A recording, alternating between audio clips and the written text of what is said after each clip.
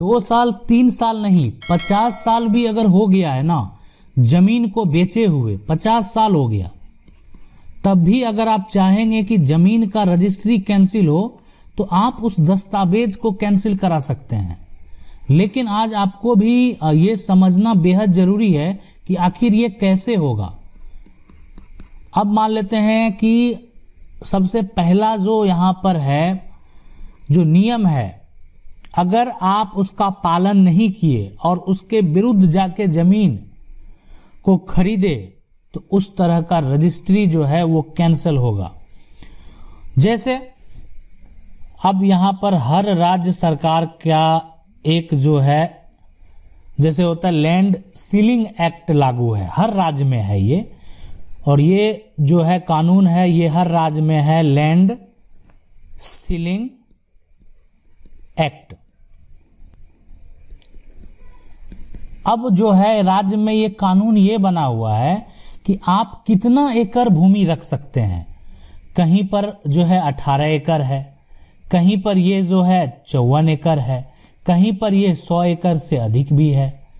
तो राज्य के द्वारा ये कानून बनाया गया है कि इससे अधिक, आप देखें पैसे वाले की भी कमी नहीं है। अगर ये कानून नहीं होगा तो जो पैसे वाले हैं वो हर जगह प्रॉपर्टी वही खरीद लेंगे। फिर क्या हो जाएगा, एक लोगों के पास संपत्ति और बाकी लोग क्या हो जाएंगे, भूमिहीन हो जाएंगे। तो फिर ये पुराना जो जमींदारी प्रथा है ना, उन्मूलन कानून है ना, उससे पहले वाला बात हो जाएगा। तो इसलिए ये नियम जो है राज्य में लगाया गया। और इसमें जो ये राज्य है, बहुत ऐसे राज्य हैं, अगर पंजाब की बात करें तो वहाँ पे, या मध्य प्रदेश की बात करें, या अन्य जो है राज्य है, उत्तर प्रदेश है, बिहार है, हर राज्य के लिए जो है वो अलग अलग यहाँ पर लैंड सीलिंग एक्ट जो है नियम है। उसमें हाँ, अगर आपके पास मान लेते हैं कि अगर आप जिस राज्य से बिलोंग करते हैं, अगर आप पंजाब से बिलोंग करते हैं, ठीक है, आप पंजाब से बिलोंग करते हैं, तो मान लेते हैं कि आप पंजाब का जो है सीलिंग एक्ट में ये कह रहा है कि नहीं, आप 18 एकड़ से जो है ज़्यादा ज़मीन नहीं रख सकते हैं। तो अब 18 एकड़ जो है यहाँ पर एकड़ ज़मीन आपके पास है, फिर भी आप 1 एकड़ ज़मीन खरीद लिए, तो आपका वो रजिस्ट्री जो है अगर आप करा भी लिए ना, और आपके खिलाफ अगर कोई भी आवेदन करेगा तो वो जो है आपका रजिस्ट्री कैंसल हो जाएगा। इसलिए कि आप जो है अब कानून जो बनाया गया उससे उस दायरे को क्रॉस कर चुके हैं, तो वो रजिस्ट्री आपका मान्य नहीं होगा। तो इसलिए ऐसी गलती भी आपको नहीं करनी है। अब दूसरा क्या है, अब 10 साल बाद भी अगर कोई भी कंप्लेन करेगा वो आपके ऊपर, तो भी आपका रजिस्ट्री कैंसिल हो जाएगा।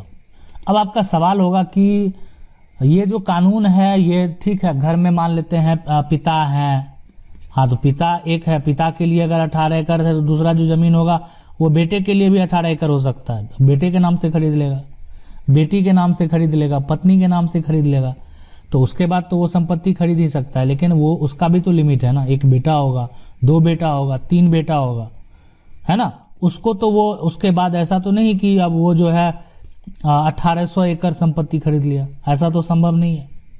ठीक है, तो इसीलिए ये अगर ऐसा कोई करता है जो उसका दायरा बना हुआ सीलिंग एक्ट का, उससे अगर अधिक संपत्ति खरीदता है तो वो मान्य नहीं होगा, उसका रजिस्ट्री कभी भी कैंसिल हो जाएगा। दूसरा चलते हैं, पॉइंट की बात करते हैं। दूसरा ये है कि जमीन जब भी आप खरीदें तो SC ST की जमीन जो है ना, वो अगर आप खरीदते हैं तो SC ST की जमीन खरीदने के लिए आपको जो है जिला अधिकारी का, यहाँ पर जिला के जो कलेक्टर है उनका आदेश का जरूरत पड़ता है। आदेश का ऑर्डर अगर आपको मिल जाता है तो फिर आप उसको खरीद सकते हैं, किसी प्रकार का दिक्कत नहीं होगा। ठीक है, अगर आपका बिना आदेश के वो संपत्ति खरीदते हैं तो जिससे आप संपत्ति खरीदे, जो SC ST एक्ट है उसमें जो है, अगर आप जिससे भी संपत्ति खरीदे हैं, अगर उसके बच्चे भी जो है 50 साल बाद वो जो है आपके ऊपर केस फाइल करे तो आपका रजिस्ट्री जो है वो कैंसिल हो जाएगा, इसलिए कि आपके पास वो आदेश नहीं है। ठीक है, और वो आदेश अगर होगा आपके पास तो फिर आपको किसी प्रकार का दिक्कत नहीं होगा। तो ये हो गया दूसरा पॉइंट। अब तीसरा पॉइंट क्या होगा कि देखें, तीसरा पॉइंट ये है सबसे पहले कि कोई भी संपत्ति है ना, कोई पागल से नहीं खरीदें। अब सीधी सी बात है, कोई पागल से जो है, कोई पागल व्यक्ति है उस जमीन लिखवा लिए, ठीक है, मतलब माइंड जो है उसका सही से काम नहीं कर रहा। पागल का मतलब यही हुआ कि उसका जो दिमागी हालत है या उसका वो आदमी सही है लेकिन उसके दिमाग का इलाज चल रहा है ना।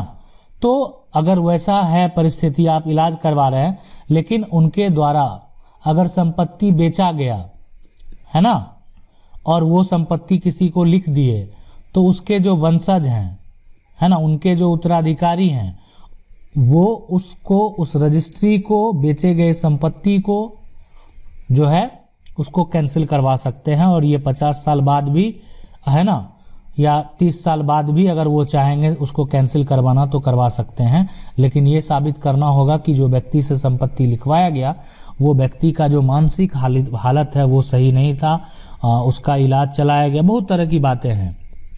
ठीक है, तो ये बात भी आपको ध्यान रखना है कि अगर कोई बीमार व्यक्ति है, उसका जो दिमागी हालत से बीमार है, उससे आप संपत्ति नहीं खरीदें, या कोई पागल से जो है अगर है उससे आप संपत्ति नहीं खरीदें, नहीं तो आपको जो है दिक्कत का सामना करना पड़ सकता है अगर ये साबित हो गया कि वो व्यक्ति जो है वो पागल है। तो अब है किसी का पैतृक संपत्ति। अब ये कहेंगे इसका तो खरीद बिक्री खूब होता है, बिल्कुल होता है, लेकिन पैतृक संपत्ति में अगर किसी का बेटा अगर बालिक है और पिता उस जमीन का रजिस्ट्री कर रहा है ना, बेटा बालिक है, पिता उस जमीन को बेच रहा है, तो उसमें बेटे की भी सहमति ले लें, उस दस्तावेज पर बेटे से भी सपोर्ट करवा लें, उस बेटे को आप गवाह बना लें, ठीक है। नहीं तो पैतृक संपत्ति में अगर वो बेटा आपत्ति दर्ज कर दिया तो वो रजिस्ट्री कैंसिल हो जाएगा, इसलिए कि बेटा जो है वो बालिक है। पैतृक संपत्ति पिता अपने बेटे के भरण पोषण के लिए, जीवन यापन के लिए, इलाज के लिए, मतलब अगर मान लेते हैं छोटा छोटा उनका है इलाज के लिए हो गया, या बेटी का अगर कोई मान लेते हैं शादी विवाह भी है, कोई वैसा फंक्शन है, उसमें भी वो बेचा जा सकता है, ऐसा हक है। लेकिन जहां पे वो बच्चे बालिक हैं और उनको अगर उस बात से आपत्ति है, वो आप पर आपत्ति दर्ज कराएंगे तो आपकी रजिस्ट्री को कैंसिल करा सकते हैं। इस बात का ध्यान आपको रखना है। किस केस में? अगर संपत्ति जो है वो पैतृक संपत्ति है, पूर्वज से प्राप्त संपत्ति है, ठीक है।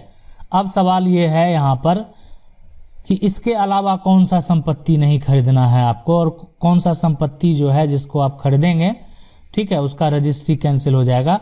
तो वो है आपका जो जमीन है, किसी को अगर मान लेते हैं कि सरकार के द्वारा बंदोबस्त करके मिला हुआ है, जैसे किसी को दिया गया, किसी को पर्चा है जमीन का, ठीक है, किसी का जो है एक तरह से मान लेते हैं वो सरकारी भूमि है लेकिन उसको बंदोबस्त करके दे दिया गया है, बंदोबस्त करके उसके खतियान पे भी मौजूद है लेकिन उसका खरीद बिक्री करने का अधिकार जो है उसको प्राप्त नहीं है।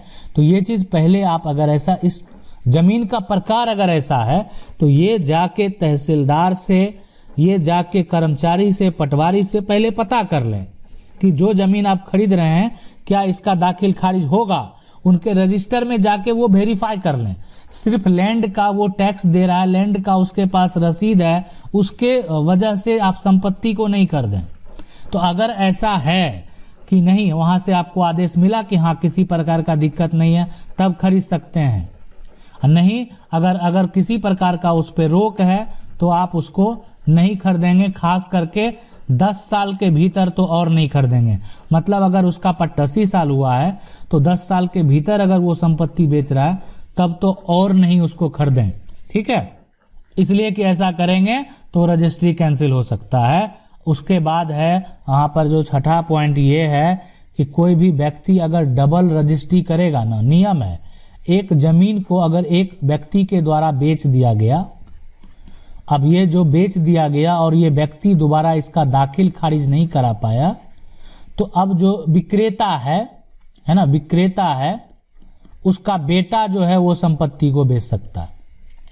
इसलिए दाखिल खारिज तो है नहीं, विक्रेता के नाम से ही संपत्ति है, तो बेटा आके दोबारा बेच दिया, संपत्ति का बिक्री हो जाएगा, रजिस्ट्री हो जाएगा। जो नया व्यक्ति खरीदा वो दाखिल खारिज भी करा लेगा, ठीक है। लेकिन अगर 2 बार रजिस्ट्री किया गया ना, 2 बार उसका रजिस्ट्री किया गया, तो पहले बार जो है रजिस्ट्री होगा उसी का मान्यता होगा, है ना। तो 2 बार अगर रजिस्ट्री हुआ तो पहला बार रजिस्ट्री का मान्यता होगा और दोबारा जो रजिस्ट्री हुआ वो कैंसिल हो जाएगा। तो ये सभी पॉइंट को आपको ध्यान रखना है। आशा करते हैं वीडियो अच्छा लगा होगा। वीडियो अच्छा लगा वीडियो को लाइक जरूर कर दें। चैनल को पहली बार देख रहे हैं सब्सक्राइब करके जो बेल आइकन है उसको जरूर दबा लें। मिलते हैं अगले वीडियो।